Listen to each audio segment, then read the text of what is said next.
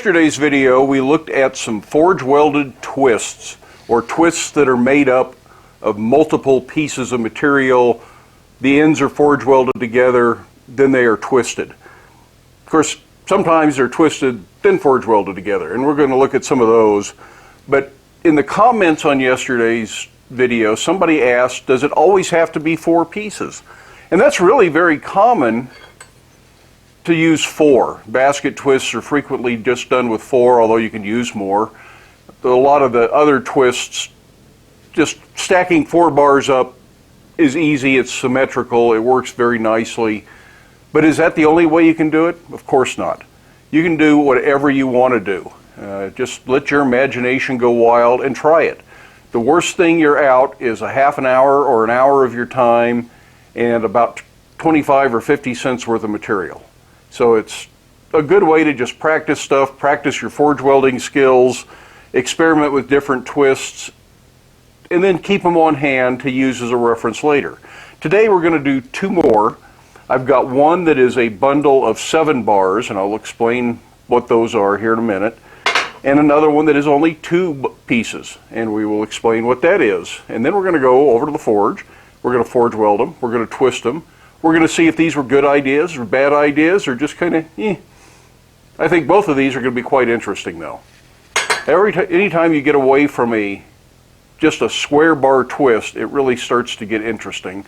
And twists like this, while they don't serve much purpose in a lot of work, they make good handles for fireplace tools and things like that.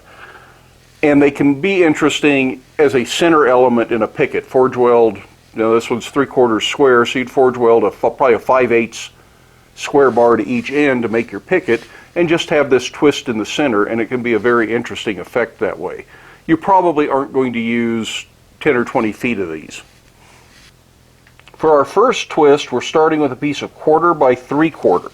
Again, these sizes don't matter too much as long as they're proportionate, so if you want it bigger, go to 3/8. And in the middle of this, I'm going to put a 1/4 inch square bar. So this is not to scale here very well, sorry. But essentially, what we end up with then is 3/4 tall, 3/4 wide, and I'm putting a round bar in the 4 corners to fill it in. Again, this is not to scale. This looks oval or rectangular instead of square. The actual bar is square with the rounds in all 4 corners, and either the edge of the 3/4 inch flat bar or the sides of the 1/4 inch square bar show on the sides. So it looks about the same from all 4 sides. Now the other one we're going to do is only 2 pieces. It's a piece of 3/4 inch by 1/8 inch angle iron. And we've twisted angle iron before, and it collapses in on itself. It makes for a pretty interesting twist. But this time we're going to put a piece of 1/2 inch round bar in the space here to keep it from collapsing. And we'll see what happens. So that looks like this. It's got the angle iron, and it's got the round bar. And I've already arc welded these up on the ends, and that gives me something that will stay together while we bring it up to welding temperature, but we'll still forge weld them.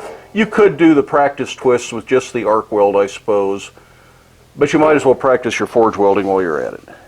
We have looked at forge welding in previous videos and went into quite a bit of depth on where to place it in the fire and what to look for heat.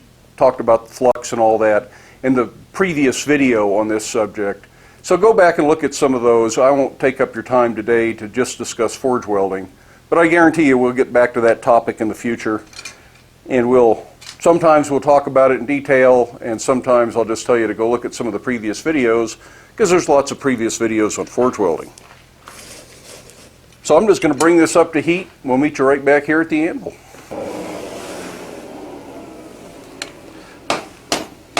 Again, light blows, working both sides evenly so it stays symmetrical. Real easy to squish this stuff off in all sorts of funny shapes. But this doesn't need a lot of weld for a test piece. And the other thing to consider if you're going to put this into a bar is we've just reduced the size, both because the bundle has air gaps we've just compressed and gotten rid of, but also forge welding thins it and draws it out some. So I no longer have a 3/4 inch wide bundle at the end, which is why I suggested this might weld into a 5/8 bar. So you just need to think about that if you're putting this into another project.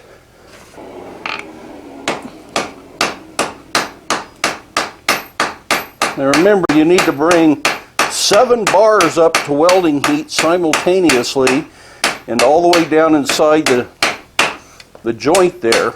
Doesn't matter if you get the top surface to welding heat if it's not hot in the middle. So bring it up slowly, keep it turning and moving in the fire so that it heats nice and evenly. So the next thing we want to do is bring this all up to a nice even heat. Doesn't need to be anywhere near welding heat at this point. And then we're going to go to the vise and we're going to twist it.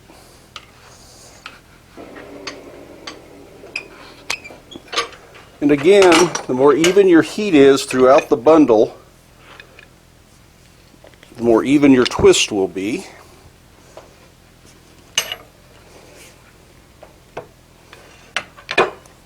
Handle on this wrench is a little too long. I got to reposition it. And you just twist till you like the effect. Try and get the ends back into the same plane unless there's a reason not to.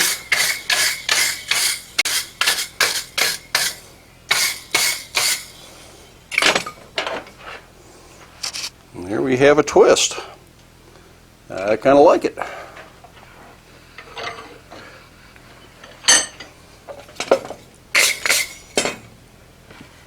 So next we're going to go on to the one piece of angle iron and one piece of 1/2 inch round bar twist.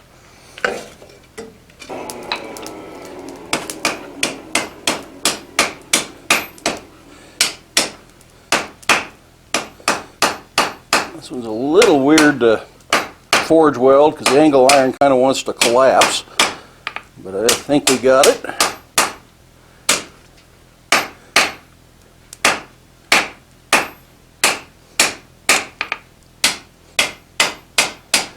And this is also one that in the fire the angle iron wants to heat up much faster than the round bar, so keep it moving, keep your eye on it.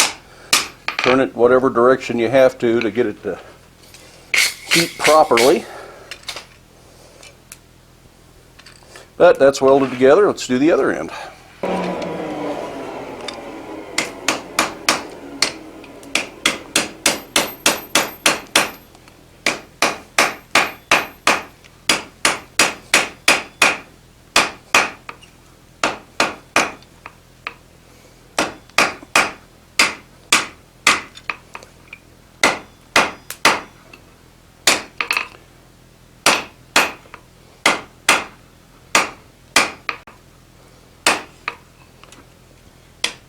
Just want to kind of even up where the angle iron's buckled a little bit.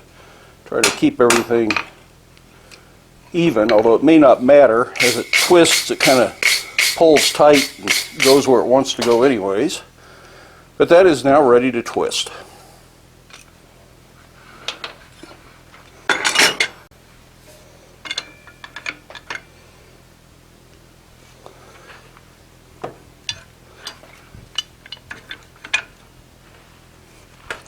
This one is going to be kind of wonky. It wants to twist in all sorts of funny directions here. We're going to need to straighten it back out, which doesn't really surprise me, I suppose. That's the way the other angle iron twist seems to behave. Well, I'm going to need to get that hot and take it to a wooden stump.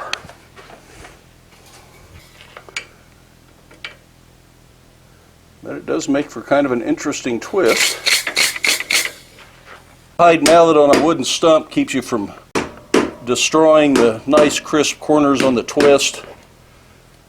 You don't flatten things too much. It's a good way to straighten these. Makes the shop smell like smoke. Get a hickory stump, it'll smell like barbecue. Straighten both ends out.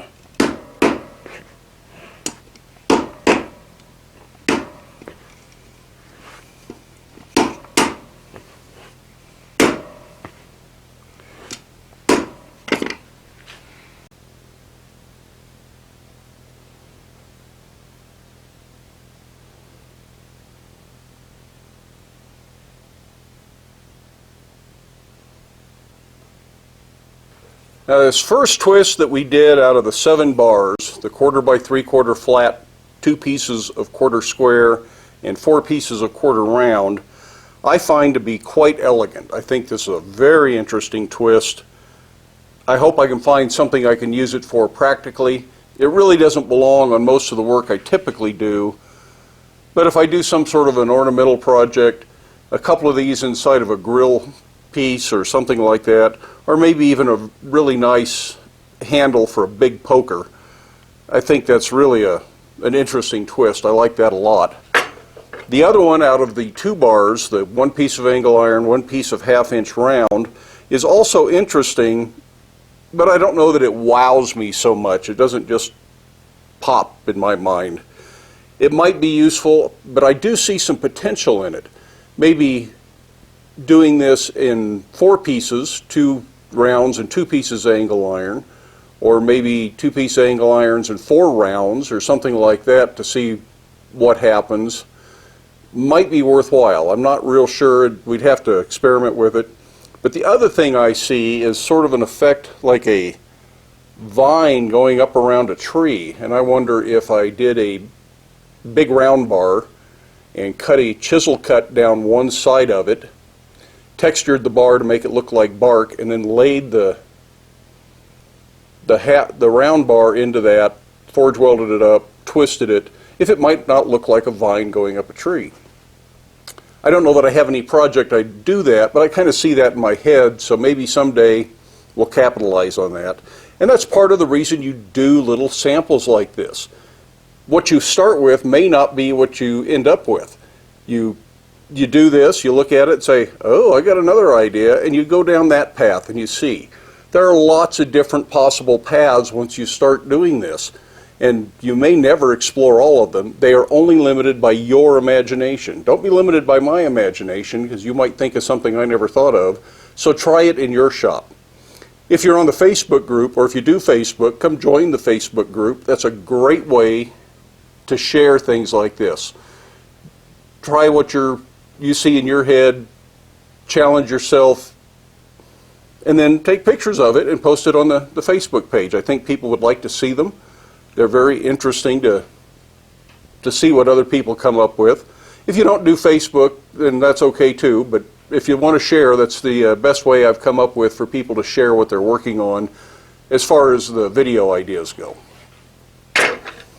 Now, when I started this video, I commented that you probably would never do these in long sections, and I have seen people doing these composite or bundled twists in really big pieces, doing them for big stair rails, things like that. But they're putting lots of pieces together. I can't even think of some of the combinations I've seen. Frequently they end up being 1.5 inches or 2 inches square or round bundles of stuff that are being twisted. And they don't twist those hot, nor do they twist them by hand. They bundle them up, they weld the ends up, and they load them in a twisting machine. And these are frequently shop-made machines that are using some sort of a truck or a Willys Jeep transmission, and you put it all the way down in low gear, and you just twist that whole bundle cold very slowly. I don't know how long it takes, but it's almost imperceptible when it starts. And they can do these great big twists in big long sections. These machines take up one whole end of the shop usually. Nothing I'm going to do, and I don't have any way to twist a bar that big. So once I get to 3/4, maybe even 1 inch bar, I've hit my limit. That starts to get really hard to twist, even at a high heat. So I probably won't be doing any great big composite twists like that. But for my work, these 1/2 to 3/4 inch stacks work just fine, and it tells me a lot about what I'm looking at, and see if what I envision in my head for what it would come out looking like is really what it looks like. I hope you enjoyed that. I hope you've got some ideas to go do some twists in your shop. I'm going to do a few more here in the next week or so. I've got at least one more that I know I want to show you, and that is a braided twist, which uses this same theory. And then there's another one sometimes people call a chevron or a wheat twist. I think we'll do that one. So that's two more that I'd like to do, and both of those involve twisting before the forge weld, forge welding, and then twisting the composite bar after, or not twisting the composite bar after, depending on which one you're looking at. The wheat twist, all the twisting is done before it's forge welded up. So it's in the exact opposite order of what we've been doing. Hope that sparks your curiosity and you'll come back and watch that video. I hope you enjoyed this one. Like I say, get out to your shop, make something, whether it's twists or something else. Challenge your imagination, use your creativity, but do stay safe, do wear your safety glasses, and we will see you for the next one.